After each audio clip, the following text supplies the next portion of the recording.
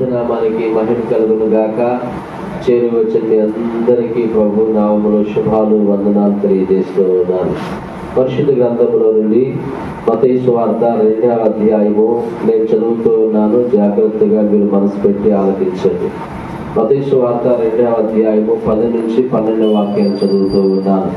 వారు ఆ నక్షత్రమును చూసి అత్యానంద భరితులై ఇంటిలోనికి వచ్చి తల్లి అయిన మరియను ఆ శిశువును చూసి సాగిలపడి ఆయనను పూజించి తమ పెట్టెలు విప్పి బంగారమును సాంబ్రాణిని బోళమును కానుకలుగా ఆయనను సమర్పించిరి. తరువాత హేరోదు వద్దకు వెళ్ళవద్దని స్వప్నమందు దేవుని చేత బోధింపబడిన వారై వారు మరి ఒక మార్గమున తమ దేశమునకు తిరిగి వెళ్ళిరి. చిన్న ప్రార్థన చేసుకుందాం. పరమ తండ్రి, చదివించబడిన లేఖన భాగము కొరకై వందనములు బాబు. యేసు స్వామి, మాతో మీరు మాట్లాడే దేవుడవు, పరిశుద్ధాత్ముడా, మీ కార్యముల కొరకై కృతజ్ఞతలు, మీ వాక్యము కొరకై స్తోత్రాలు. అయ్యా, మీ వాక్యము ద్వారా మమ్మల్ని దీవిస్తూ ఉన్నందు కొరకై, ఆశీర్వదిస్తూ ఉన్నందు కొరకై స్తోత్రాలు, కృతజ్ఞతలు చెల్లిస్తూ ఉన్నాను. ప్రభువా, మీరే మహిమ పొందండి, బలపరచండి, మాతో మాట్లాడండి. యేసు నామములో కృతజ్ఞతలు అర్పించి వేడుకొనచ్చు ప్రార్థిస్తూ ఉన్నాం తండ్రి. ఆమేన్, ఆమేన్. సంతోషం ప్రియులారా. మరి మనం ప్రభు మనకి మరి ఒక విశ్రాంతి దినాన్ని అనుగ్రహించారు. దాదాపుగా డిసెంబర్ నెల 22వ తేదీలోకి మనం నడిపించబడినాము. డిసెంబర్ నెల అంటే సర్వలోకానికి, సమస్త లోకానికి సంతోషదాయకమైనటువంటి నెల. వారు వీరు అనే తేడా లేకుండా, వ్యత్యాసం లేకుండా, చిన్నలు పెద్దలు, స్త్రీలు పురుషులు, అన్ని ఆ ప్రాంతాల వారు, అన్ని వర్గాల వారు, అన్ని మతాల వారు సంతోషంగా జరిపించుకునే మరి ఆ ఏకైక ఫెస్టివల్, ఏకైక పండగ ప్రపంచానికి ఏమిటంటే యేసుక్రీస్తు జన్మించినటువంటి రోజు అన్నమాట. స్తోత్రం చెప్తాం. యేసుక్రీస్తు జన్మదినాన్ని పురస్కరించుకొని మరి లోకమంతా కూడా సంభ్రమాశ్చర్యాలతో నిండి ఉన్నది. ప్రియులారా, యేసు ప్రభు జననము మనకు ఉచితముగా లభించింది. మనం సంతోషంగా సంభ్రమాశ్చర్యాలతో ఆడంబరాలతో జరిపించుకుంటూ ఉన్నాము. యేసు ప్రభువుని లోకానికి తీసుకొచ్చే విషయాల్లో, యేసు ప్రభువుని లోకానికి అందించే విషయాల్లో మరియా మరియు యోసేపులు ఎంతో మానసిక పరమైనటువంటి సంఘర్షణను, ఎంతో మానసిక పరమైనటువంటి ఒత్తిడిని వారు ఎదుర్కొన్నట్లుగా, లేదంటే అవమానాన్ని వారు భరించుకోవలసి వచ్చినట్లుగా ఇప్పటికే మనం నేర్చుకొని ఉన్నాం. వారు అవమానమును ఆనందముగా భరించుకున్నారు గనుక, అవమానమును సంతోషముగా స్వీకరించారు గనుక ఈరోజు రక్షకుడైనటువంటి యేసు ప్రభు వారు మనకు దొరికారు. నేడు మనుషులకు తెలిసిన క్రిస్టమస్ ఏమిటంటే కొత్త బట్టలు కొనుక్కోవడం, ఆ రోజు మంచి బిర్యానీ చేసుకోవటం, లేదా వారం ముందు రోజుల్లో వారం తర్వాత వరకు మంచి పిండి వంటలు చేసుకోవటం, ఇల్లు మరి ఇవన్నీ శుభ్రం చేసుకోవటం, ఇవి మాత్రమే క్రిస్టమస్ గా భావించుకుంటూ ఉన్నారు మనుషులు. ప్రియమైన వాళ్ళారా, నిజమైన క్రిస్టమస్ అనగా అర్థం ఏమిటంటే యేసు ప్రభు మన హృదయములో జనించాడా, యేసు ప్రభువుకి మనం మన హృదయములో చోటిచ్చామా, యేసు ప్రభువుకి మన మనసులో మనము స్థానము కల్పించామా, ఆయన నీ హృదయంలో జన్మించాడా, యేసు ప్రభు వారిని నీవు నీ హృదయంలో కలిగి ఉన్నావా అనేది నిజమైనటువంటి క్రిస్టమస్ అన్నమాట. రైట్. యేసు ప్రభు వారు జనించినప్పుడు తూర్పు దేశం నుండి కొంతమంది జ్ఞానులు యెరూషలేముకు వచ్చారు. వారికి ఎలా తెలిసింది? వారు జ్ఞానము కలిగిన వారని దేవుని వాక్యంలో మరి రాయబడి ఉందన్నమాట. ఆకాశంలో వెలసిన ఒక తారను బట్టి లేదా ఒక నక్షత్రమును చూసి, ఈ నక్షత్రం ఇక్కడ పుట్టింది అంటే లోకంలో మహానుభావుడు జన్మించి ఉంటాడు, లోకంలో రక్షకుడు పుట్టాడు అని వారు తమ జ్ఞానము ద్వారా తెలుసుకొని తూర్పు దేశం నుండి వారు బెత్లెహేముకు రావడం జరిగింది. వారు బెత్లెహేముకు వచ్చినప్పుడు లేదా మరి యెరూషలేము పట్టణ ప్రాంతానికి వచ్చినప్పుడు, రాజు పుట్టాడంటే రాజు కుటుంబంలోనే పుడతాడు కదా, రాజు పుట్టాడంటే రాజగోత్రంలోనే జనిస్తాడు కదా అనుకుని వారు ఆనాటి రాజు అయినటువంటి హేరోదు రాజు దగ్గరకు వారు వెళ్ళినట్లుగా మనం చదువుతూ ఉన్నాము. మత్తయి సువార్త 2వ అధ్యాయము 2వ వాక్యం. యూదుల రాజుగా పుట్టినవాడు ఎక్కడనున్నాడు? తూర్పు దిక్కున మేము ఆయన నక్షత్రమును చూసి ఆయనను పూజింపవచ్చితమని చెప్పిరి. హేరోదు రాజు ఈ సంగతి విన్నప్పుడు అతడును అతనితో కూడా యెరూషలేము వారందరూ కలవరపడిరి. నేను రాజును ఉండగా మరి ఒక రాజు పుట్టడమేమిటి?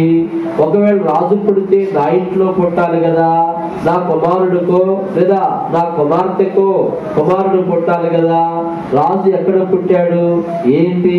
నేను రాజునుండగా మరి ఒక రాజు పుట్టాడంటే నాకు ప్రత్యర్థి పుట్టాడనే కదా అని విచారణ చేసి ఆనాటి మరి శాస్త్రుల ద్వారా విచారణ చేసినప్పుడు బెత్లెహేములో ఒక రాజు పుడతాడని, బెత్లెహేములో ఒక రక్షకుడు పుడతాడని శాస్త్రుల ద్వారా తెలుసుకొని ఆ తూర్పు దేశపు జ్ఞానులకు చెప్పి, మీరు వెళ్ళి ఆయనను పూజించి నాకును వర్తమానము తీసుకొని రండి, ఆయన ఎక్కడ ఉన్నాడో ఏ అడ్రస్ లో ఉన్నాడో నాకును సందేశము తీసుకొని రండి, నేను కూడా వచ్చి ఆయనను పూజిస్తాను అని తూర్పు దేశపు జ్ఞానులకు చెప్పి వారిని పంపించినట్లుగా మనం ఇక్కడ చదువుకుంటూ ఉన్నాము.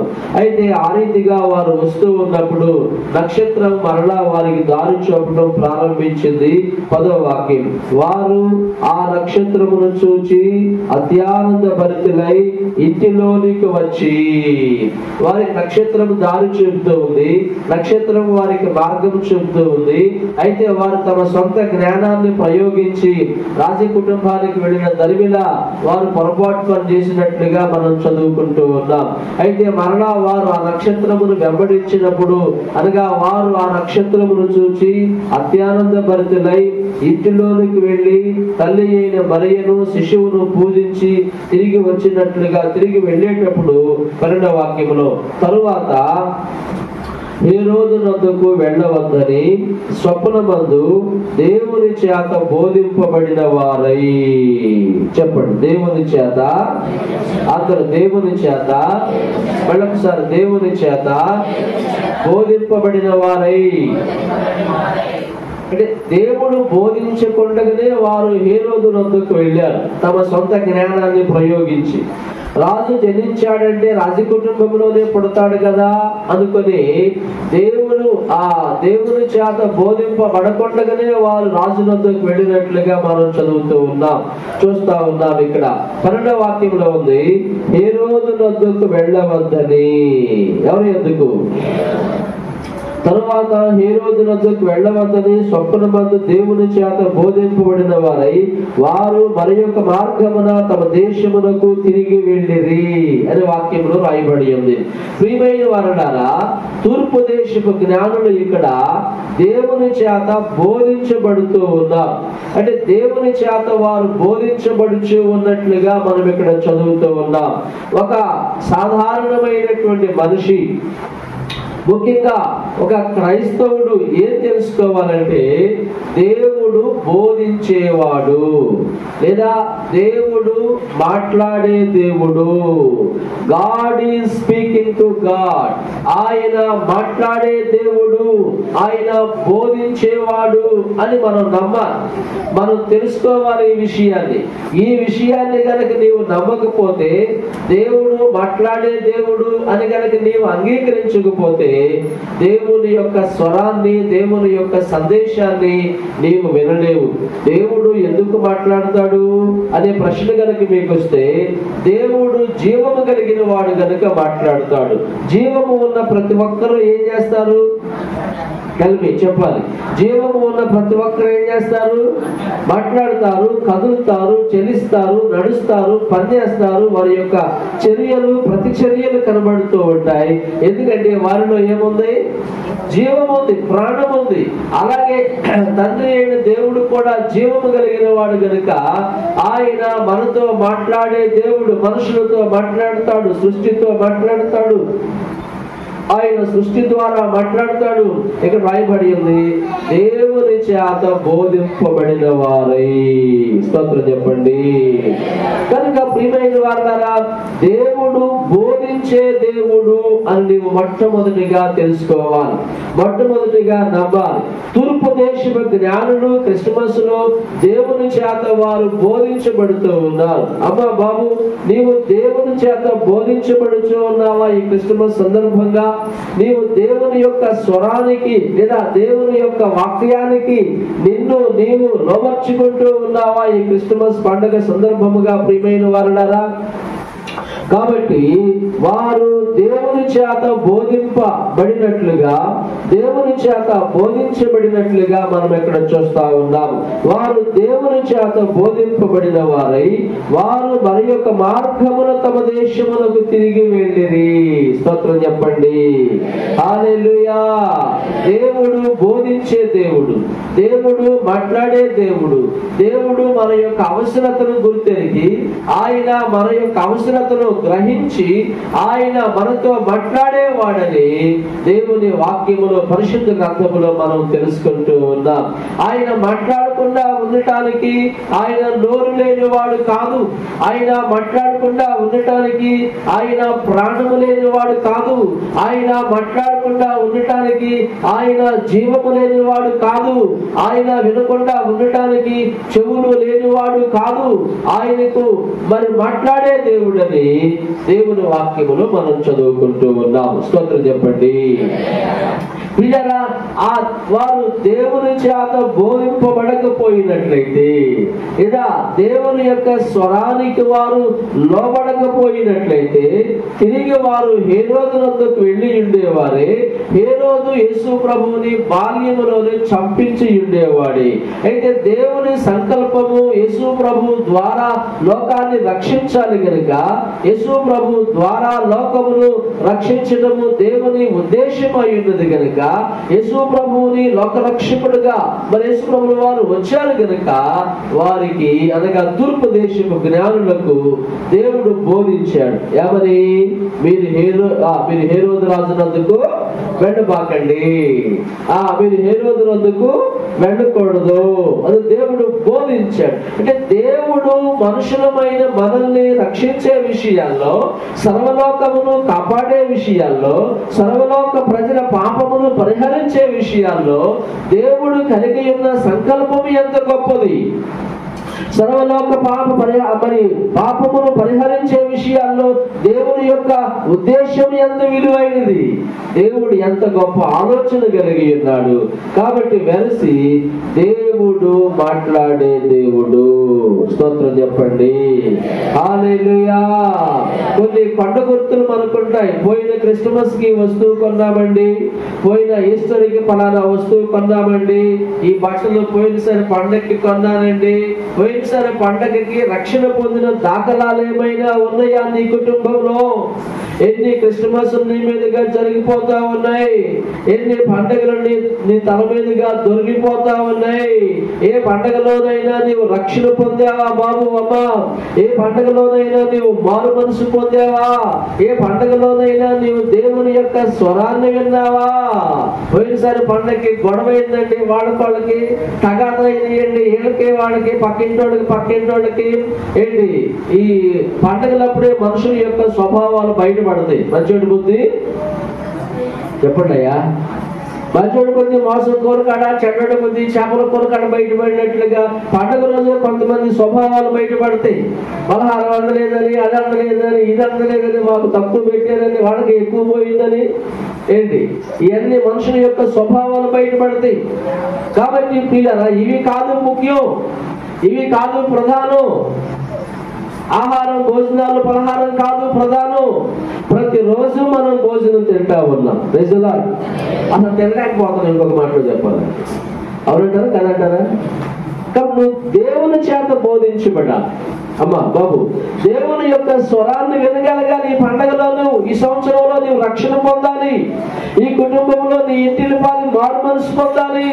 ఈ సంవత్సరంలో నీకు నీ ఇంటిని పాది పాప క్షమాపణ అనుభవంలో నీకు రావాలి. నీ ఇంటిలో యేసు జనించాలి. దేవుని చేత బోధించబడుట. చెప్పండి అందరూ, దేవుని చేత. మళ్ళొకసారి, దేవుని చేత బోధించబడుట. దేవుని చేత బోధించబడుట. దేవుడు నీకు బోధిస్తూ ఉన్నాడా? దేవుడు నీ కుటుంబము కొరకు నీకు బోధిస్తూ ఉన్నాడా? దేవుడు నీ పిల్లల విషయమై నీకు బోధిస్తూ ఉన్నాడా? దేవుడు నీ కుటుంబ భవిష్యత్తు విషయమై నీకు ఉపదేశం చేస్తూ ఉన్నాడా? దేవుని యొక్క ఉపదేశములకు నీవు లోబడుతూ ఉన్నావా? బైబిల్ పరిశుద్ధ గ్రంథంలో దేవుని వాక్యమును చదువుకుందాం. దేవుడు ఎవరికి బోధిస్తాడు? సబ్ టైటిల్ రాసుకోండి. దేవుడు ఎవరికి బోధిస్తాడు? యెహోషువ గ్రంథము పరిశుద్ధ వాక్యములో నుండి ప్రియమైన వారులారా, యెహోషువ గ్రంథము 7వ అధ్యాయంలో నేను చదువుతూ ఉన్నాను, జాగ్రత్తగా వినండి. యెహోషువ గ్రంథము 7వ అధ్యాయము 6వ వాక్యం. యెహోషువ తన బట్టలు చింపుకొని తానును ఇశ్రాయేలు పెద్దలను సాయంకాలం వరకు యెహోవా మందసము ఎదుట నేల మీద ముఖమును మోపుకొని తమ తలల మీద ధూళి పోసుకొనుచు, అయ్యో ప్రభువా యెహోవా, మమ్ము నశింప చేయనట్టు అమోరీయుల చేతికి మమ్మల్ని అప్పగించుటకు ఈ జనులను ఈ వ్యర్థాలను ఎందుకు దాటించితివి అని ప్రారంభించాడు ప్రార్థన యెహోషువ. ప్రియులారా, ఇక మనం చూసినట్లయితే 9వ వాక్యం చదువుదాం. కనానీయులను ఈ దేశ నివాసులందరూ విని మమ్మల్ని చుట్టుకొని మీ పేరు భూమి మీద ఉండకుండా పిడిచివేసిన యెడల ఘనమైన నీ నామమును గురించి నీవేమి చేయదు అని ప్రార్థింపగా అని రాయబడి ఉంది. ఇప్పుడు 10వ వాక్యం చదువుతున్నాం. యెహోవా యెహోషువతో ఇట్లా నేను లెమ్ము, నీ వేళ ఇక్కడ ముఖము నేల మోపికొందు, ఇశ్రాయేలీయులు పాపము చేసి ఉన్నారు, నేను వారితో చేసిన నిబంధన వారు మీరి ఉన్నారు. శపితమైన దానిని కొంత తీసుకొని దొంగిలి బొంకి తమ సామానులను దానిని ఉంచుకొని ఉన్నారు. దేవుడు ఎవరికి బోధిస్తాడంటే ఆత్మ పరిశీలన కలిగిన వారికి బోధిస్తాడు. చెప్పండి, ఎవరికి? ఆత్మ పరిశీలన కలిగిన వారికి, ఆత్మ పరిశోధన కలిగిన వారికి బోధిస్తాడు. యెహోషువ నాయకత్వములో మోషే తదుపరి యెహోషువ నాయకత్వములో ఇశ్రాయేలీయులు దేవుడు చేసిన వాగ్దాన భూమి అయినటువంటి పాలు తేనెలు ప్రవహించే కనాను భూభాగానికి బయలుదేరి వెళుతూ ఉన్నారు. ఆ క్రమంలో వారు పెద్ద మహానగరమైనటువంటి పెద్ద మహాపట్టణమైనటువంటి యెరికో పట్టణమును వారు జయించారు. యెరికో పట్టణమును వారు అధిగమించారు. యెరికో పట్టణం తర్వాత హాయి పట్టణం ఉంది. హాయిని కూడా జయించాలి. హాయి చాలా చిన్న పట్టణముగా మనము చూస్తా ఉన్నాం. హాయి చాలా చిన్న పట్టణము. 7వ అధ్యాయము ప్రియమైన వారలారా 3వ వాక్యం చదువుతున్నాం. హాయి పురమును వేగు చూచి యెహోషువ యుద్ధకు తిరిగి వచ్చి జనులందరినీ వెళ్ళనీయకుము, 2-3 వేల మంది వెళ్ళి హాయిని పట్టుకొనవచ్చును, జనులందరూ ప్రయాసపడి అక్కడికి వెళ్ళనేలా, హాయి వారు కొద్దిగా ఉన్నారు కదా అనిరి.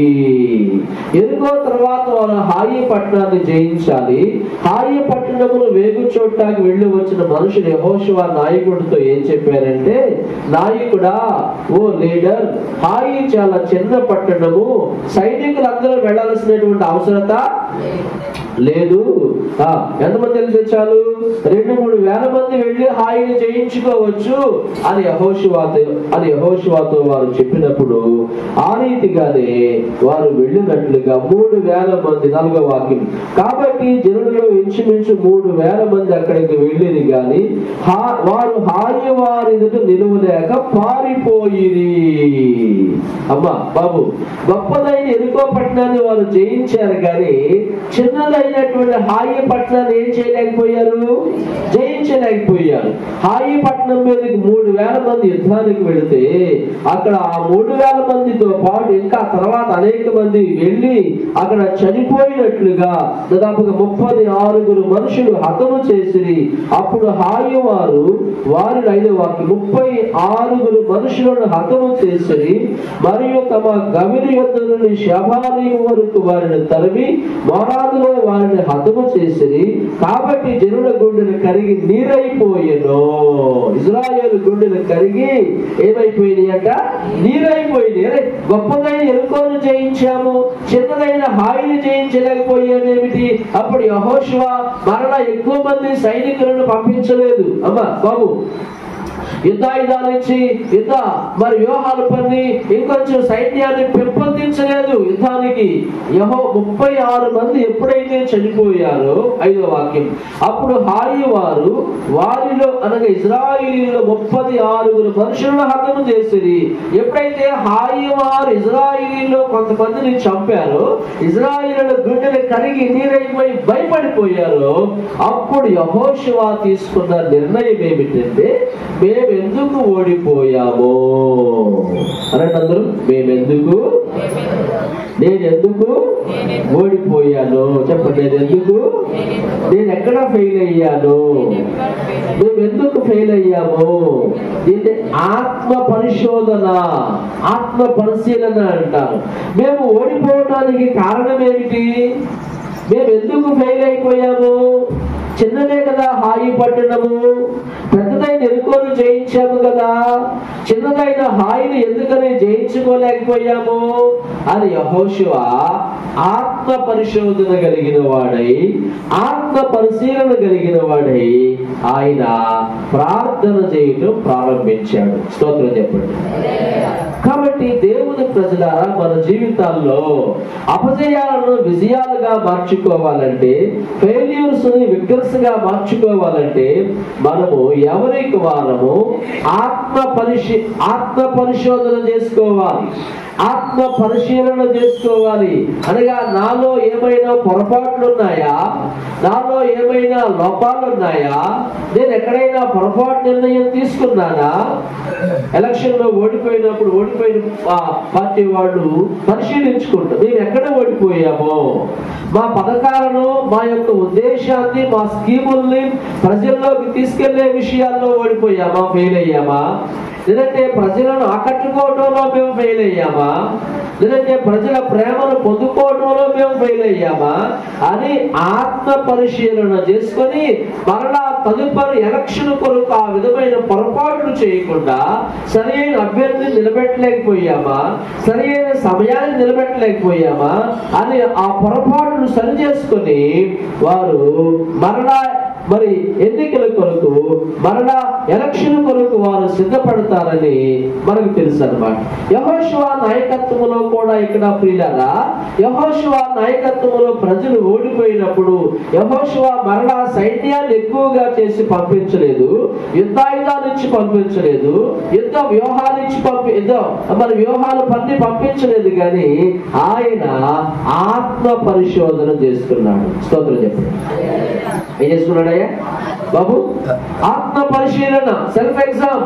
నేను ఎక్కడ ఫెయిల్ అయ్యాను, నేను ఎక్కడ ఓడిపోయాను, నేను వెనకబడటానికి కారణం ఏమిటి, నాకంటే ముందు వచ్చిన వారు మరి నాకంటే వెనకబడి వచ్చిన వారు ముందెళ్ళటానికి కారణం ఏమిటి అని పరిశీలన, యాజ్ ఎ సెల్ఫ్ ఎగ్జామ్.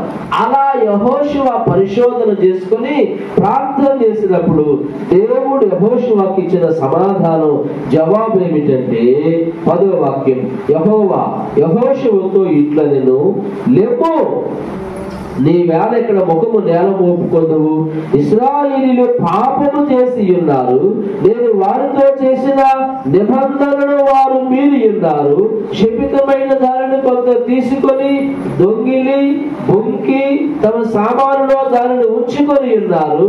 కాబట్టి ఇశ్రాయేలీయులు శాపగ్రస్తులై తమ శత్రువుల ఎదుట నిలువలేక తమ శత్రువుల ఎదుట వెనుకకు తిరిగిరి గనుక నేను మరి ఆ శపితమైనటువంటి దానిని, ఆ అవిధేయుడైనటువంటి వారిని నిర్మూలన చేసితేనే తప్ప నేను మీకు తోడై ఉండను. స్తోత్రం చెప్పండి. దేవుడు చెప్పాడు ఎందుకు ఓడిపోయారు. ఏం చెప్పాడయ్యా చెప్పండి కలిపి. దేవుడు ఏం చెప్పాడు? మీరు చెప్పండి. ఇజ్రాయేల్ ఏం చేశారంట? మీరు పాపము చేసి ఉన్నారు, మీతో నేను చేసిన నిబంధనను మీరు మీరారు.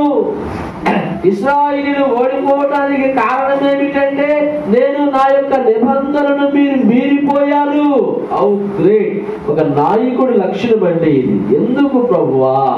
Why God why? ఎందుకు ప్రభువా? ఎందుకు నేను ఎందుకు ఓడిపోయాను? మేమెందుకు ఫెయిల్ అయ్యాము? ఎక్కడ మాలో పొరపాటు ఉన్నది ఉంది? నా పిల్లలు ఎక్కడ పొరపాటు చేశారు? మేము ఫెయిల్యూర్కి కారణం ఏమిటి? ఒక నాయకుడిగా, ఒక తండ్రిగా, కుటుంబ యజమానిగా తీసుకోవలసిన నిర్ణయం ఇది. స్తోత్రం చెప్పండి. యాజ్ ఎ గ్రేట్ డెసిషన్, గొప్ప డెసిషన్, గొప్ప నిర్ణయం. ఏం చేశాడు యెహోషువ? ఏం చేశాడు? ఆత్మ పరిశోధన, ఆత్మ పరిశీలన. మేమెందుకు ఓడిపోయా? మేము ఓడిపోవడానికి కారణం ఏమిటి? ఎక్కడ మేము ఫెయిల్ అయ్యాము? ఎందుకు ఓడిపోయాము అని ప్రార్థన చేశాడు, మోకాళ్ళు వేశాడు. ప్రభువా మాకు సహాయం చేయండి. Please help me O Lord, please help me O Lord. ప్రభువా దయచేసి మాకు సహాయం చేయండి. దయచేసి నా పిల్లల్ని కరుణించండి. దయచేసి నా కుటుంబమును కరుణించండి. మా సమాజమును కరుణించండి. నా దేశమును కరుణించండి. నా ప్రజలను కరుణించండి అని ఆత్మ పరిశోధన చేసుకొని ప్రార్థన చేసినప్పుడు ప్రభు సహాయం చేశాడండి. స్తోత్రం చెప్పండి. ఓడిపోయినప్పుడు గెలిచినోడి మీద అసూయ పడకూడదు. ఇల్లు కట్టుకోలేకపోయినందుకు కట్టుకున్న వాడిని చూసి అసూయ పడకూడదు. ఇది మానవ స్వభావం. ఏ స్వభావం? మానవ తత్వం ఇది. బండి కొనుక్కోలేకపోయినందుకు బాధపడడం, అవతలోడు బండి కొనుక్కున్నందుకు మనకు బాధ. బంగారం కొనుక్కోలేకపోయానే అని కాదు, అవతలోడు కొనుక్కున్నందుకు తెగ అసలు తెగ బాధపడిపోతాం, తెగ కొరపరలాడిపోతాం వాడి మీద. అరే నేను ఎందుకు కట్టుకోలేకపోయాను? నేను ఎందుకు బాగుపడలేకపోయాను? నేను ఎందుకు ఒక ఇల్లు సంపాదించుకోలేకపోయినంత కాలంలో నేను ఎందుకు ఇంప్లిమెంట్ కాలేకపోయాను అనే ఒక ఆత్మ పరిశోధన నీలో లేనప్పుడు, ఒక సెల్ఫ్ ఎగ్జామ్ నీలో లేనప్పుడు దేవుడు నీకు బోధించడు. దేవుడు నీకు ఎప్పుడు బోధిస్తాడంటే ఆత్మ పరిశోధన చేసుకున్నప్పుడు. నేను ఎందుకు ఇల్లు కట్టుకోలేకపోయానని చెప్పి చిలకపస్తి ఎవరు అడిగితే కుదరదు. మళ్ళీ జాతకాలు చెప్పేవాళ్ళు అడిగితే కుదరదు. ఏమన్నా వాళ్ళని ఇల్లు కట్టుకున్నారు, మాకంటే వెనకాల వచ్చారు వాళ్ళు, వాళ్ళకంటే ముందు వచ్చాము మేము నీకు బంగారం చేయించుకోలేకపోయాము. చెప్పు నువ్వు చిలక చెప్పాను. చిలకేం చెప్పిందండి? లేకపోతే ఇంకొకటి సోది చెప్పేవాడు వాళ్ళు ఏం చెప్తారు? వాళ్ళు అడుగుతారు చాలా మంది, వీళ్ళు ఏం చెప్తారు చూద్దాం, ఏ పొట్లు ఏ బాగుందో. ఇవన్నీ కథలు, వట్టి కథలు అన్నమాట. కాకుల ధరలు కారడవులు, చేపల ధరలు చుట్టడవులు, పులుల్ని మింగిన మేకలని చెప్పు. ఎవరిని మింగిన మేకలంట? పులుల్ని మింగిన మేకలు. పులుల్ని మింగిన మేకలు అడిగాడు సొంతారంటే. పులుల్ని మింగిన మేకలు. ఎన్ని కథలు చెప్పుకుంటానికి సరిపోతాయి కానీ ఆచరణకు పనికి రావు. ఎప్పుడు నీవు విజయవంతుడు అవుతావంటే నీ జీవితంలో ఒక సక్సెస్ఫుల్ మ్యాన్ గా, ఒక సక్సెస్ఫుల్ ఫ్యామిలీగా, ఒక విజయవంతమైన వ్యక్తిగా, విజయవంతమైన కుటుంబముగా, ఒక సక్సెస్ఫుల్ ఫాదర్ గా, ఒక సక్సెస్ఫుల్ మదర్ గా, ఒక విజయవంతమైన తల్లిగా, తండ్రిగా నీవు ఉండాలంటే నేను ఎందుకు ఫెయిల్ అయ్యాను, నేను ఎక్కడ ఓడిపోయాను అని కూర్చొని దేవుని సన్నిధిలో, ప్రభు సన్నిధిలో కూర్చొని ప్రార్థన చేసుకుంటే ప్రభు బోధిస్తాడు. స్తోత్రం చెప్పండి. యెహోషువ అలాగ ప్రార్థన చేసి, ప్రభువా మేము ఎందుకు ఓడిపోయామయ్యా? 36 మంది చనిపోయారయ్యా నిష్కారణంగా.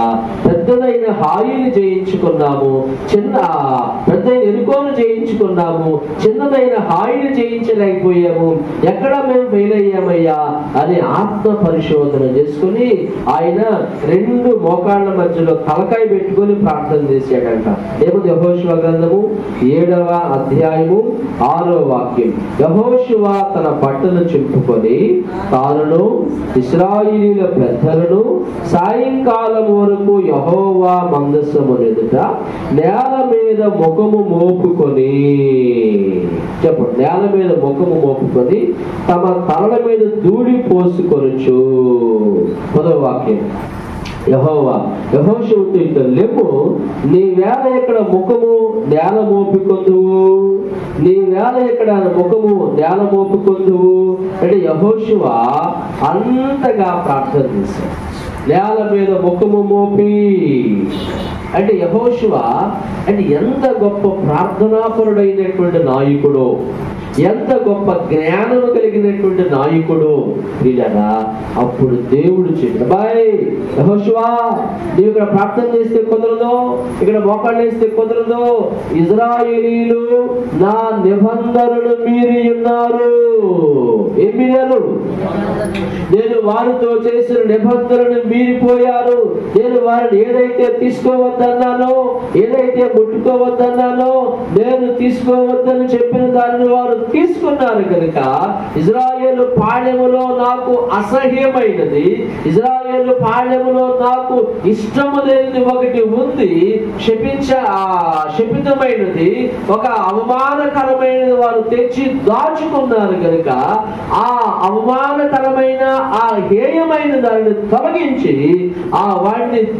వాడిని తొలగిస్తేనే గాని నేను మీకు తోడై ఉండను అని చెప్పి ఇక్కడ 12వ వాక్యంలో మాట్లాడతారు. కాబట్టి ఇశ్రాయేలీయులు శాపగ్రస్తులై తమ శత్రువుల ఎదుట నిలువలేక శత్రువుల ఎదుట వెనుకకు తిరిగి శాపగ్రస్తులైన వారు మీ మధ్య ఉండకుండా మీరు వారు నిర్మూలన చేసితేనే తప్ప నేను మీకేమై ఉండను.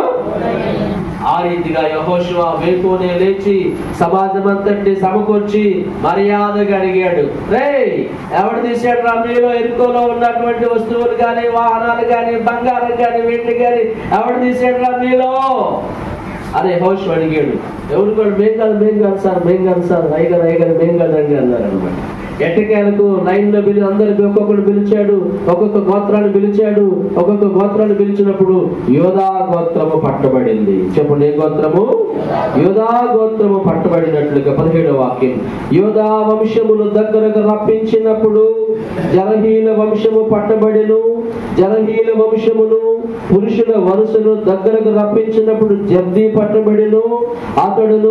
అతని ఇంటి పురుషుల వరుసను దగ్గరకు రప్పించబడినప్పుడు యూదా గోత్రములోని జరహు ముని మనుమడును, జబ్ది మనుమడును, కర్మి కుమారుడునైన ఆకాను పట్టబడిను.